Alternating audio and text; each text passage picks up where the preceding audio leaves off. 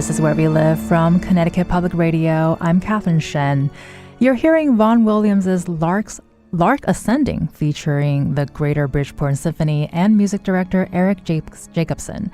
You also heard Eric's brother, Colin Jacobsen, as soloist. The performance was filmed in 2018 in the long-abandoned Palace Theater in Bridgeport, where music once again reigned, symbolizing the very essence of the challenges of surviving and re-emerging from the pandemic. However, Eric Jacobsen is completing his final season with the Greater Bridgeport Symphony, and today we talked to Eric about his work as a conductor, and we'll also hear about the search for the next orchestra leader who'll take over the conductor's baton. And we'll also talk about their commitment to serving the Greater Bridgeport community and their work to get children interested in classical music. But first, we have Chelsea Tipton II, who is the music director of the Symphony of Southeast Texas. He also serves as the principal pops director for the New Haven Symphony Orchestra in Connecticut. We also have Mark Halstead, who is the executive director of the Greater Bridgeport Symphony. Thank you both for joining us today. Thanks so much. Thank you for having me. You can also join the conversation, 888-720-9677, or find us on Facebook and Twitter at Where We Live. Mark, I want to start with you. Can you tell us a little bit about the Bridgeport Symphony Orchestra and what makes this orchestra so special? I think we've established ourselves in our community in a very special way, and that's been due in a large part to Eric Jacobsen. We've reached into the community in ways in the last few years that has helped us expand a little bit beyond our normal area, but we're still very much an orchestra of the Greater Bridgeport, Connecticut area. So that's a lot of towns. But we've reached out to families and to younger people. We're starting to really make some interesting forays into education. And I'm very proud of the work that we've done. And boy, the memories that came back from hearing the Lark Ascending there. And it was such a privilege to be there and watch that be filmed in that dramatic space and that wonderful video that was made. It's just indicative of the great years we've had with Eric. I definitely felt like something was ascending the moment that track started playing, to be honest. And can you get into a little bit of the history of how the orchestra started? I believe it was originally called the Fairfield County Orchestra or Connecticut Symphony Orchestra. Can you take us on a dive in history for a little bit? Well, even before those days, we were a WPA project back in the 30s with Frank Foti conducting. So it wasn't really an official orchestra at that point, but it was something that made its impression on, of all people, my mother in 1938, that in Central High School, Frank Foti brought the orchestra into that school where very few kids had ever had any exposure to classical music. And my mother always cited that as the beginning of her love of classical music, and she gave it to me. 1946, after the war, it was realized that the orchestra had been a great thing for Bridgeport. So when Bridgeport was a real center for business and manufacturing, the local patrons of business got together and made the Bridgeport Symphony as we now know it. It was originally called the Connecticut Symphony Orchestra. It went for a short time as the Fairfield County Symphony, and in 1965 became the Greater Bridgeport Symphony. And for much of that time, we were under the baton of the great Gustav Meyer. And in 2014, Eric came on board, and we've obviously had our wonderful travails in the last few years getting through the pandemic. But I will say that everyone pulled together, and we did things that were a little outside the box, but it kept our audience engaged. It kept the music alive. And I think that's the thing I'll always be proudest of, is that we were out there when we were needed most. Well, I definitely want to get into the role of music during the pandemic in a little bit, but I also want to quickly touch on, your mom got the inspiration in 1938, 2014, we saw Eric come in, and now we're in 2023. It sounds like a new era is about to happen. Can you talk about this very unique season where you have people auditioning to become the next conductor? What has that process been like, and what do you think it will be like to see Eric's final concert? Oh, don't ask me that question. That one makes me sad right now. And I want to be happy about one of your guests today, Chelsea Tipton, who's conducting as the fourth of the candidates that we've vetted for the position of music director. And it's been going on actually for over a year. The first of the candidates was Eduardo Leandro a year ago, November. This year, we've had Benjamin Hockman and Chelsea Gallo. And our audience responds so well. And I would like to say that I think what they're responding to is the vigor, the involvement, the engagement that these conductors have brought to our audiences.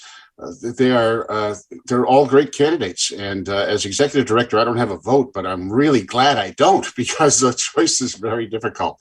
It's been an exciting time. We have a great committee of board members looking at this and making a very fair process of evaluation. And if all goes well, we'll be able to say by the end of the season who our new conductor is. And we'll be looking into next season with great expectation, great hope, and excitement, because it will be, in some ways, a fresh start, but in other ways, it's very much a continuation of the energy that's been on our stage now for quite some time. And that I think is what our board and our audience is most concerned with, that we keep this great momentum going, that we don't lose anything that we've gained in the last several years with the challenges we've had to come through. We're strong. We're a very strong group in our community. We are more recognized than we have been for many decades, I'm sure. And so we need to keep that going. And our new music director is key to that. And I think riding along those waves of continuing the momentum and continuing the energy is Chelsea Tipton II, who has been a part of this process. Chelsea, would love for you to talk a little bit about, your history as a musician and how did you end up working as a conductor? Well, again, thank you for having me. This is a real privilege to have a chance to work with the Greater Bridgeport Symphony. My relationship with the symphony started as part of the pandemic. We did an outdoor concert, one of the first concerts to be performed in Connecticut. They had me on a perch really far from the stage, and everyone was set 6 feet apart, and we were able to make music. And it was a real wonderful wonderful start to our relationship. So I grew up in Greensboro, North Carolina. Both my parents are music teachers. My dad played clarinet. I played clarinet as well. My mom played trumpet. And when I went to college to major in music, about my sophomore year, I took a conducting class, and I really enjoyed it. What I didn't realize, so I got my friends together, and we actually did a concert in the main hall at the school. And what I didn't realize is that it wasn't so much the music that was challenging, is how do you work with people? And people often see conductors, they say, how do you have that stick and you've got that power, you've got that influence. And it really isn't about that. It's about trying to get people to work together as a collective, to have one idea of how the music should go. So when I was doing that first rehearsal with the group in my sophomore year, when I stopped to talk to the group, that's where I realized I didn't know what I was doing. And so you go through the process of learning how to learn music, how to work with people, how to try to inspire people, how to connect with the community. From there, I got my master's degree in conducting, and then I taught for several years at some universities. But when I moved to Cincinnati, that was when I was around a full-time professional orchestra for the first time. And that's when I decided that I wanted to pursue working with professional orchestras.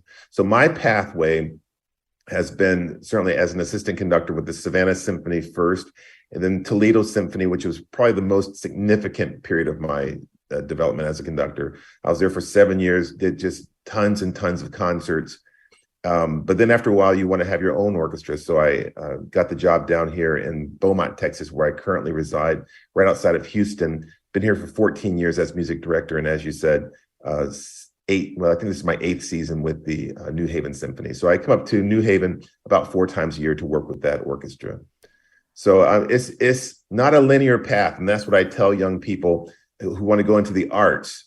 Maestro Jacobsen also, he's a cellist. That was his entry into the classical music world. But then it takes on this other life as a conductor.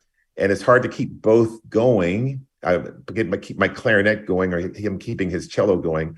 But I think it's important to stay in touch with where you began as a musician, And it reminds you of what the musicians are going through that you're trying to help lead in the orchestra.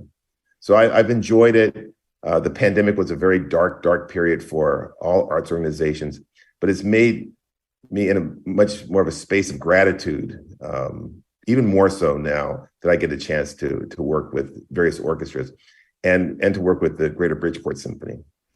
Well, it sounds like music is a great metaphor towards what life can bring. And this is not the first time I'm hearing that the pandemic is a dark place for music, but a lot of musicians and artists have found a place in that, and would love to dig in a little deeper on that in a little bit. But just want to touch on too, from Cincinnati to Texas to Connecticut, and you mentioned you're in your 8th season as the principal pops conductor with the New Haven Symphony Orchestra.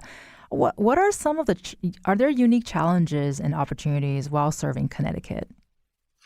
Well, in working in the pops realm, I'll speak of that first. The challenge we have there is we get either 1 or 2 rehearsals, and so just the time constraint and trying to get the music together and to connect with the audience. In the classical world, this will be my first classical concert with the Greater Bridgeport Symphony. And there you have a little bit more time to dig into the music. And Connecticut has, I think they give a lot of very good support to the arts, to all the arts in that region. And that's been refreshing to see. Down here in Texas, it's a very much a concert band state, but we have some wonderful orchestras. But what I love about Connecticut is your support of the arts and the teaching of the arts. One of the things that Mark alluded to was the mission of the Greater Bridgeport Symphony towards education and exposing young people to the arts.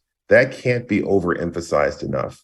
I remember when I was in Greensboro, which Greensboro had its own symphony, Greensboro Symphony. But the North Carolina Symphony would come into Greensboro, go to the Coliseum, and they'd bus us in 5th grade, they'd bus us to the Coliseum for the young people's concerts. And the North Carolina Symphony was known for doing that, doing 100 concerts a year all around the states to communities that don't have an orchestra. That really stuck with me. I'm glad the title of the orchestra in Bridgeport is the Greater Bridgeport Symphony, because it shouldn't just serve Bridgeport. It should serve the entire surrounding area and to make an impact. And you never know, when we have kids that come to rehearsals, which we'll have next week, they come to rehearsals. We'll have one student to play in one of the rehearsals on the symphony for part of it. You just never know who you're going to touch, who's going to get that spark, who's going to be inspired. And the thing I love about the arts is not only we want people to be turned into music majors, but I think the arts teaches great principles to live your life by. So even if you don't go into music, the principles that you learn as an artist, whether it's visual art, dance, music, photography, those principles can be put into other areas of your life to help you become more successful and to be a better human being. So that's what I love about Connecticut, is that it is very arts focused and people are open to different types of arts. One of the things I admired about Maestro Jacobsen's programming over the years with the Greater Bridgeport Symphony, he really did some daring things with the orchestra. We have to be continuously evolving. And there's the tendency that we want to just play only the pieces that people want to hear and know. But you have to have that. Okay, that's part of the core curriculum. However, there has to be this desire to go outside the box as well and expand the art scene. And audiences in Connecticut seem to be open to that. So that's what I like about it. what I was going to ask you, if you're interested in providing education to the community. And I think your passion has just answered that question. But I do want to touch on, Yeah. and I mean, we love the passion because that's what we're here for, right? Sure. And to talk beyond the classics too, such as, we hear about Beethoven, we hear about Mozart. Those are the big names in classical music. But what are the music that excites you? And do you have any modern composers that you love that you use to inspire maybe the younger generation to want to be interested in classical music? Well, the flippant answer, which people ask me that, is it's really the music that I'm working on at this moment is what is my favorite music, because you're so focused on it. On this concert that I'm doing next week, one of my favorite pieces, the Dvorak Cello Concerto. I have loved this piece for literally decades, and I just only recently conducted it for the first time. I love the music of Dvorak and the rhythms, the melodies, and the themes that he uses, the way he orchestrates. It just really touches me. Also, the music of George Gershwin. I love Ellington's music, and I love Ellington's philosophy, which is good music is good music, bad music is bad music. Ellington, like Wynton Marsalis, was not afraid to take this idea of jazz, but put it in different settings. Ellington had a great love of The Nutcracker by Peter Ilyich Tchaikovsky. So he made his own version of a jazz version of the Nutcracker.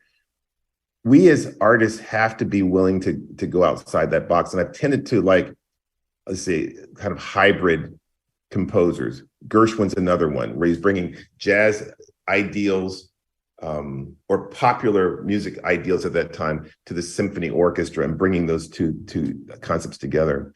Jessie Montgomery, very important up-and-coming composer. I love the energy of her music. And I've just started really getting into new music in the past, I'd say 4 to 5 years, and starting to introduce this music to our orchestra down here in Texas. I was like, where am I right now? Down here in Texas. But it's trying to shepherd the music in a way that the audience can receive it. And I think that is the key challenge we have as conductors as far as programming goes. So, I'm excited about the future. People say that, the classical audience is getting too old.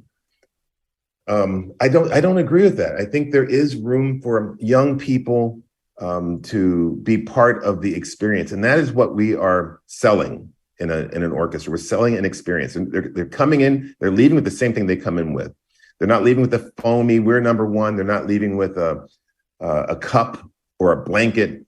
They're coming in for an experience. And we hope through that time that we have together that we can take them away from and transport them into a different realm for 15 minutes, for 30 minutes, for an hour, however long, and just take them away into an experience that they can find meaningful and find meaning to it. I was going to say, I think many people will find or will resonate with the idea of being taken away for a while, because you just made that sound very dreamy, and I want to join on that ASAP. And Chelsea, we have like a minute left, but I do want to ask, you've had so many different kinds of experiences within this realm, and now you're also part of the auditioning process to be involved with the Greater Bridgeport Conductor or Symphony. What has that process been like, or what has that experience been like that you can share with us? Well, one of the things that's neat about this experience is I've already had a chance to conduct them on 2 different occasions.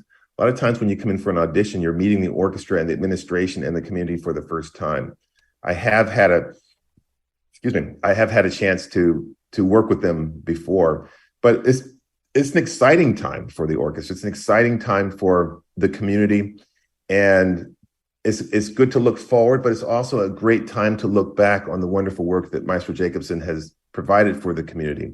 The other thing is a great honor for me. Mark alluded to one of the previous music directors, Gustav Meyer, who was here for 40 years. He was also an incredible influence, mentor. I did a number of master classes. So I had heard about the Greater Bridgeport Symphony many, many, many, many years ago.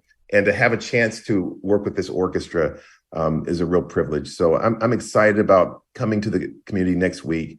And as my mom would say, make a joyful noise. We're going to have a great, great concert. And there's great things on the horizon for the Greater Bridgeport Symphony as well. Well, we will be making some joyful noises over here. We want to thank Chelsea Tipton, who is the Principal Pops Director for the New Haven Symphony Orchestra in Connecticut, for sharing his story with us today. Thank you so much, Chelsea. Thank you. You've also been listening to Mark Halstead. He's the Executive Director of the Greater Bridgeport Symphony, and he will be staying with us. Coming up next, Eric Jacobsen will be joining us. He's the conductor of the Greater Bridgeport Symphony, and he'll be sharing with us about his experience working in classical music. Here's Blue as a Turquoise Night of Nishabur with Eric Jacobsen and the Greater Bridgeport Symphony.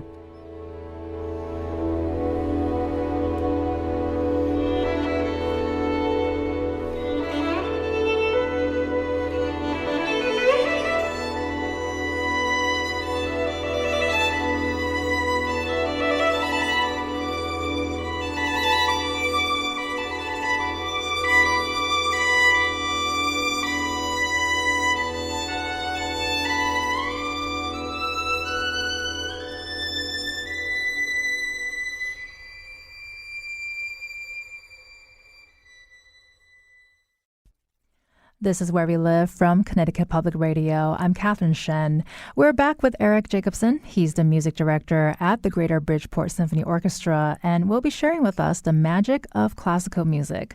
We also have Mark Halstead with us. He's the executive director of the Greater Bridgeport Symphony, and he'll be telling us more about what makes the symphony so special to the community and the state. Before we hop on to this, just want to make a quick correction that we actually started the show with Blue as the Turquoise Night of Nishabur's music, and we ended the last segment with Lark Ascending. And want to welcome both Eric and Mark to the show. Thank you so much. This has been really fun to listen to you speaking with Chelsea and Mark so far.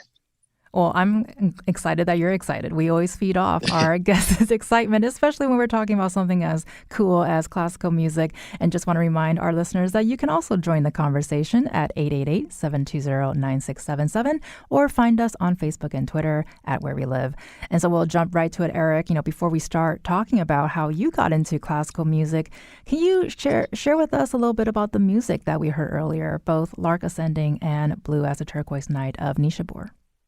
Well, yeah, and I'll just jump on something that you just said, which is, the idea of capturing energy and then, owning it and then taking it yourself and living it. Isn't that why, in some ways, we as humans love to go to live music concerts, whether it's, in a club with 50 people or at a stadium with 20,000?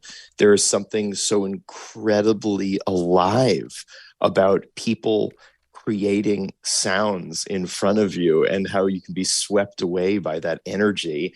And it's why we have these conversations, why we could sort of feed off of each other. So the recordings that you heard, that second one being The Lark Ascending by Ralph Vaughan Williams, an English composer from 100 years ago, a really beautiful piece that sort of kind of tells the Icarus story of the bird that attempts to reach the sun and fails and attempts again and tries again, finally maybe commits itself as a metaphor for transcendence of some sort. Can I just put you in a location, instead of recording that and performing that in a active concert hall, we, as the Greater Bridgeport Symphony, went to this beautiful theater that probably people that live in the Greater Bridgeport area or in Connecticut might not know or might have heard of, which is called the Majestic, a theater that was very active I think it was built in the 1910s, and then kind of became decommissioned about 60 years later. We went and played in this venue that had no electricity, and there was water damage and it had been sealed off, and we kind of reactivated it and used the lobby as our recording studio for this performance. And I'll tell you, the crazy thing is, the sound quality, the vibe, the feeling that we got brought chills to all of us that were there making this recording. There are no bathrooms there, but the idea of creating sound in a space that once lived and thrived and hopefully someday could live and thrive again felt so important. And recording a piece that I think many people that are listening right now, it's always one of the top 100 most listened to pieces in the classical world, the Lark Ascending. It's one of those pieces that really connects with people. So doing that was so special. Well, I was going to say, I think you just took me to that place. Like, I almost forgot I'm recording live in a studio at this moment. And wait, we're live? Surprise! Spoiler alert, everyone. This is actually a live show. And honestly, listening to even just the recordings earlier at the beginning of the show and at the end of the last segment brought chills to me. So I cannot imagine actually listening to it live. And we also want to hear a bit more about, your involvement and your history. So can you tell us, how were you first introduced to classical music? Was it a piece of music? Was it an experience? Or what was that like? Well, I have that unique luck, and I was gifted the fact that my parents are both professional musicians, or were professional musicians. My dad played in the Metropolitan Opera for 30 so on years. My mother was a flutist. And like so many people whose careers follow the footsteps of their parents, which of course is such a beautiful act of, continuation, and hopefully, at least how I feel it, I assume most people who have children feel the same thing, which is like, you could only hope that your child is happy and joyful and, experiences life in a way that brings them joy.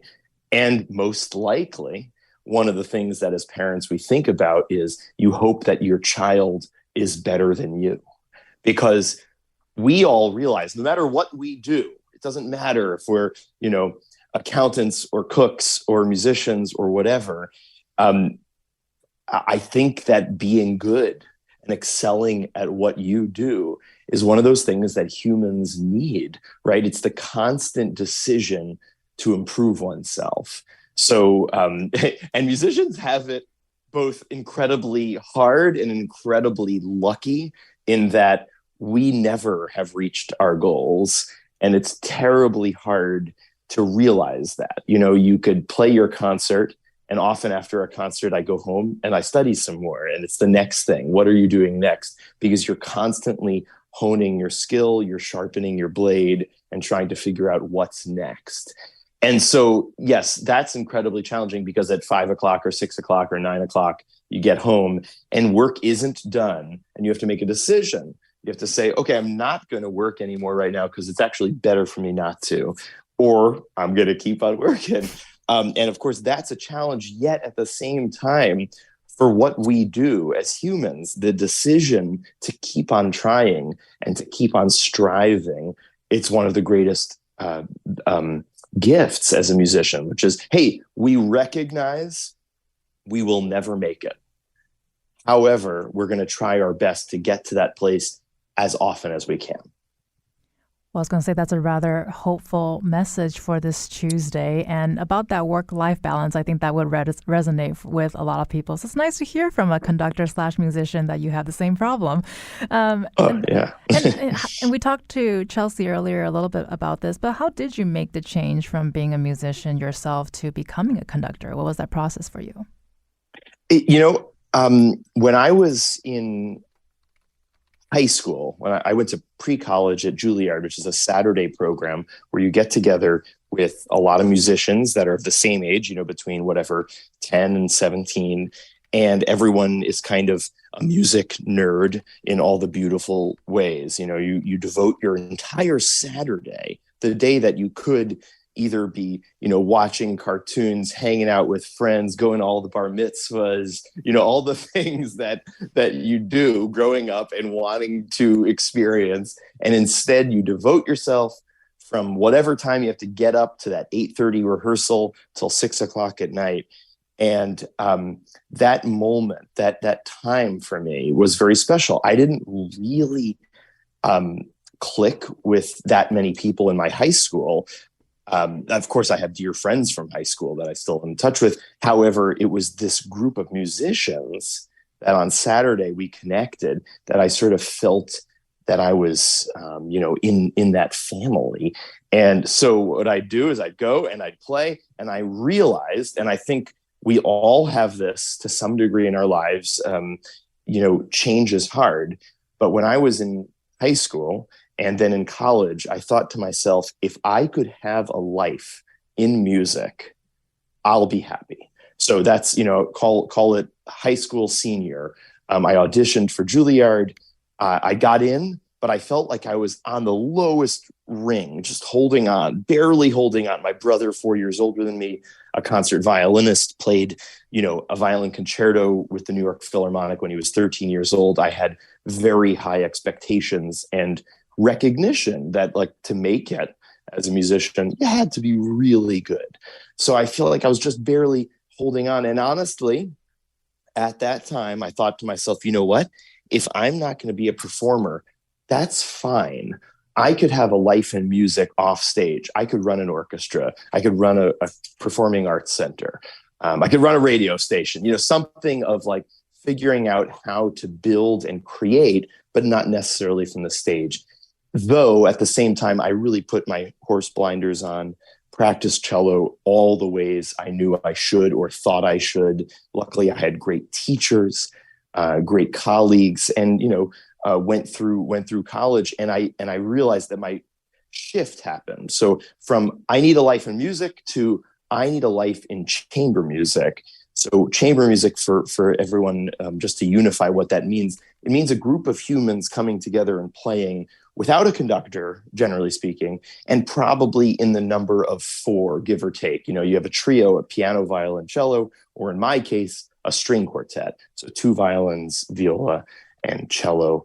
And there's something very special about, now that we're coming up on the 250th anniversary of this country that we're in, and we think back to that year, 1776, and we think to the time that the string quartet more or less was invented. It's not totally true, but Joseph Haydn, sort of the person who invented the string quartet, in a lot of ways wrote over 100 of them. There was something special about 4 people coming into a room together, all on equal terms, having a conversation. And that was happening in Europe in the quartet. And here we were sort of figuring out what America could be and hopefully would be someday. So I joined a string quartet and was in a quartet for 10 years, and all the time loving it so much. And sometime in there, I went through this phase of realizing that the repertoire of the orchestra, A, the music that we were able to do in orchestra, and B, the fact that I wanted to have this type of relationship with musicians on a broader scale. Like, a conductor, in a lot of ways, you could draw a lot of metaphors to either like the CEO of a company, or I think in my case, I really like to think of it as a host of a party. I love throwing parties. I like lots of people around. And I feel like what Chelsea mentioned earlier is, finding a way to communicate with people and to get everyone thinking more or less on the same page about a musical act and a musical decision is really beautiful. And I think that's kind of what I was aiming for. So somehow I realized that was more of the calling that I needed in my life. And that was kind of how it happened, saving many details of hysterically crying and telling my dad that I would, mostly be playing, mostly be conducting and not playing anymore, because my father doesn't love conductors the way, you'd hope your father would like the act of what you are going to do. Well, I'm wondering if the historically crying portion will really resonate with a lot of us, because who hasn't cried in a corner, right? And I think I want to thank you for taking on your calling, because having this classical music party with Eric Jacobsen on Where We Live seems to be the good way to start the week, in my opinion. It seems like you've had so many, very hardcore experiences, right? But you sound very optimistic as well in terms of where you wanted to go with music. And so how would you describe your musical style? And do you think you took a little bit of that philosophy working as a conductor during the pandemic?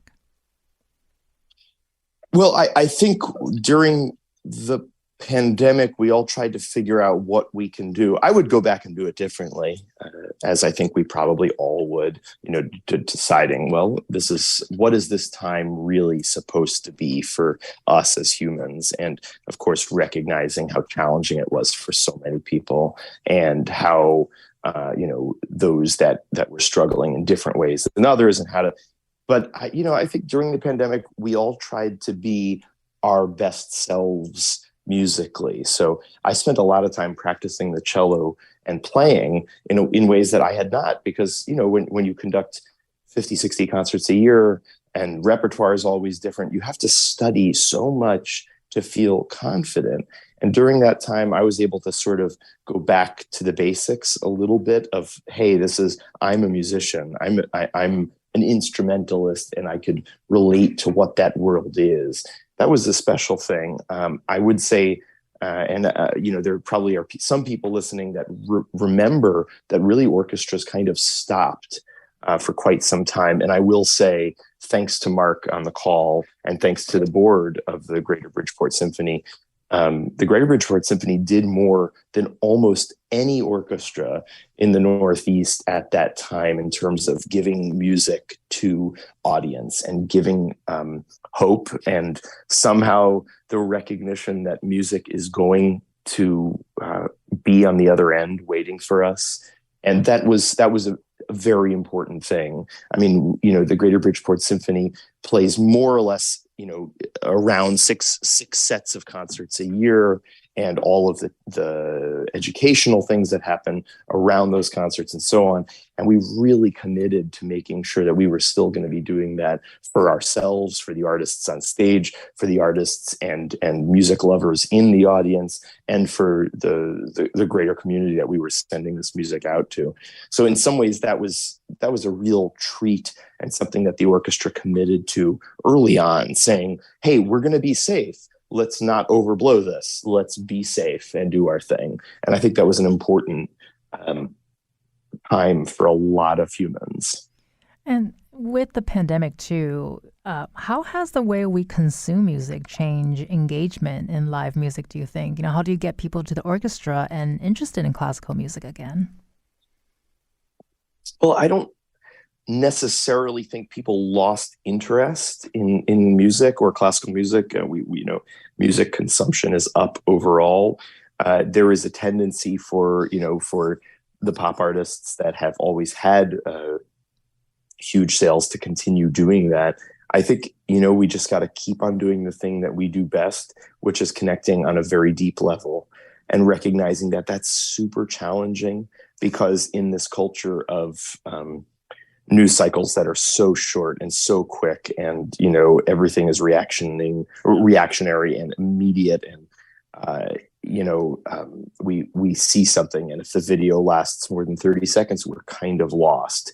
And that's a super hard translation. If that is what we are trained to consume, then going and hearing a piece of music that lasts 30 minutes is a really challenging moment. That being said, and I hope this resonates with some of your listeners, but I'm 100% in that. It's not like I am somehow riding above that in a different way. I consume the same way I think many people do. Yet, one of the reasons we go to concerts, and maybe more so concerts of acoustic music, whether it's classical or folk or something like this, we are there actually because it gives us a moment to step away.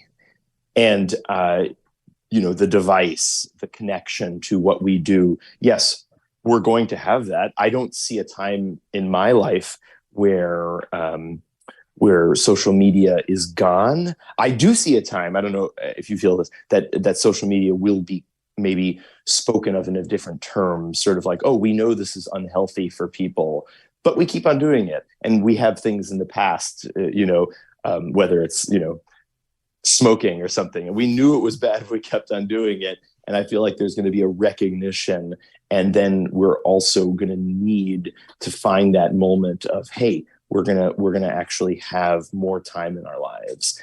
And I don't know how that ends up happening, but there's something so incredibly beautiful about going back to that humanity of sitting in a room together and sharing an experience. And though the world takes that away from us more and more, we reach and strive for that.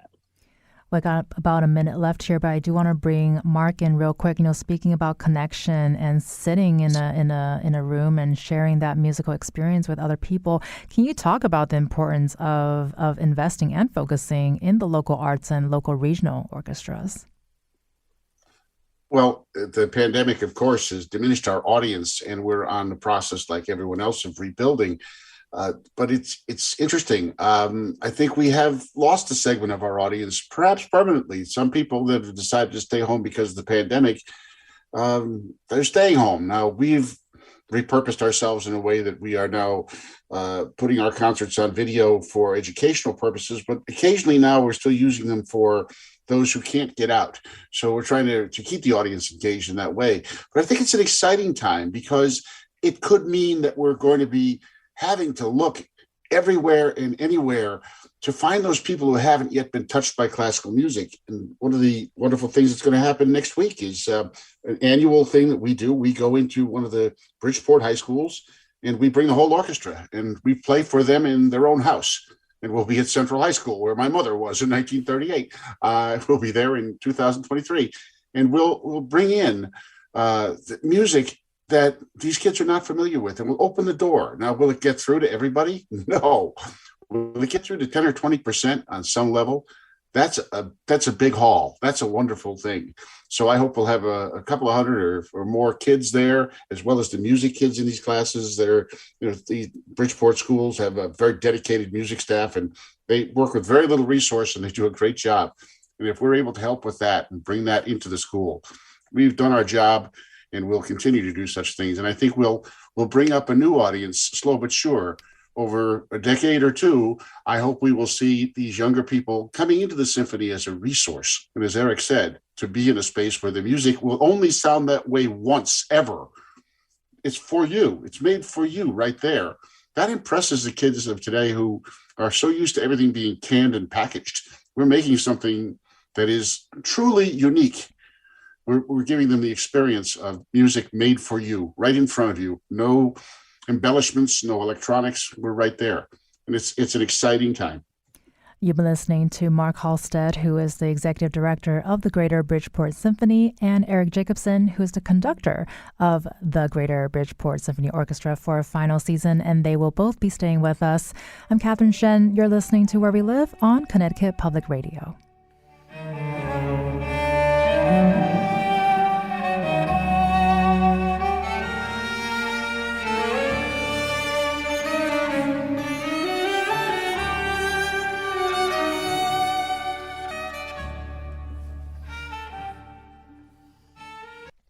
This is Where We Live from Connecticut Public Radio. I'm Catherine Shen.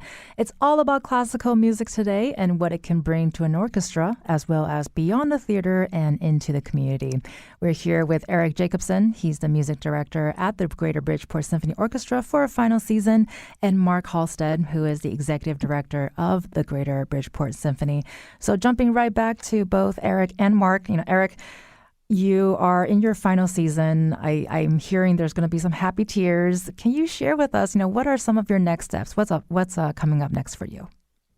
Well, and I just want to make sure that we're all aware of this, but this is my last season as music director. I, of course, want to be involved in this orchestra and this community going forward because it has been an absolute dream. And I feel like, once again, almost embarrassed how much I received, for my soul and for my experience through the musicians and the community from the group.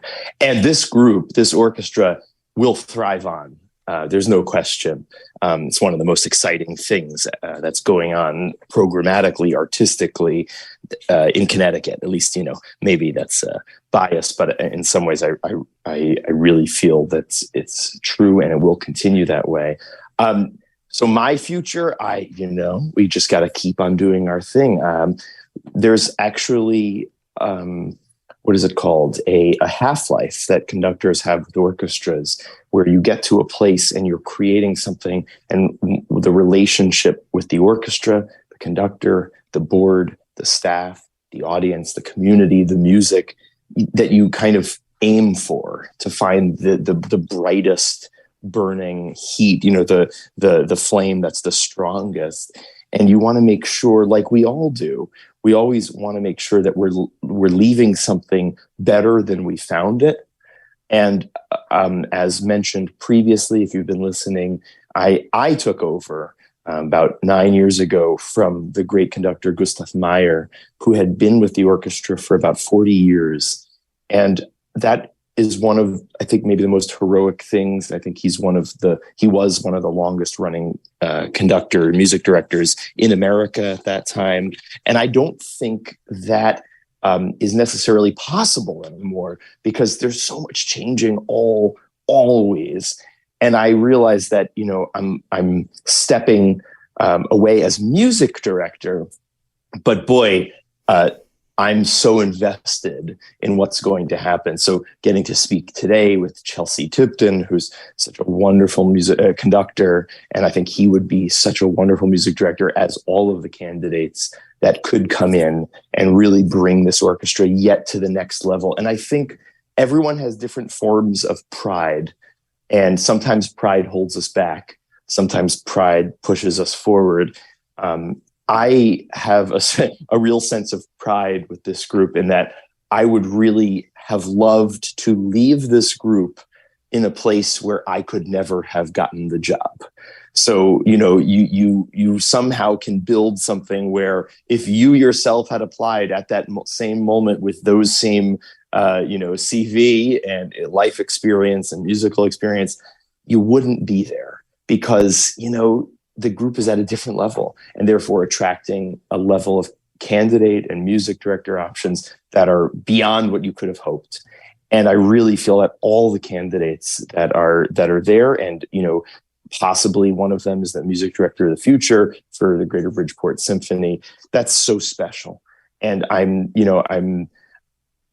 that my last concert as with this title, not my last concert with this orchestra, but my last concert with this title, I am going to lose it because I have created these relationships, and other people have created relationships. We've all found this moment together in time. And, that shared joy, and then that decision to move on. Big decisions are so hard. Big decisions are what make life interesting. Big decisions sometimes create pain. Big decisions are also what gives us the energy to move forward. So it's just so hard to be a human and make decisions. But I look forward to whatever comes next. And yes, I do conduct other orchestras. I'm the music director both in the Orlando Philharmonic and the Virginia Symphony in Norfolk, as well as my orchestra in New York, that has had kind of a really beautiful relationship with the Greater Bridgeport Symphony, my group in New York, called the Knights, as a chamber orchestra. We just announced that next season we'll be at Carnegie for 3 concerts going forward, sort of a resident chamber orchestra of Carnegie Hall now. And I feel like these connections and building a community, when you say Greater Bridgeport Symphony, some ways greater means New York. And I feel like, we've expanded, we've put our elbows out and really expanded. So there's so many things going forward. I want to thank you so much for sharing that with us. You've been listening to Eric Jacobsen. He's a music director at the Greater Bridgeport Symphony Orchestra for our final season. Thank you so much for joining us. I'm Catherine Shen. Today's show is produced by Tess Terrible. Our technical producer is Kat Pastor. Download Where We Live anytime. Thanks so much for listening.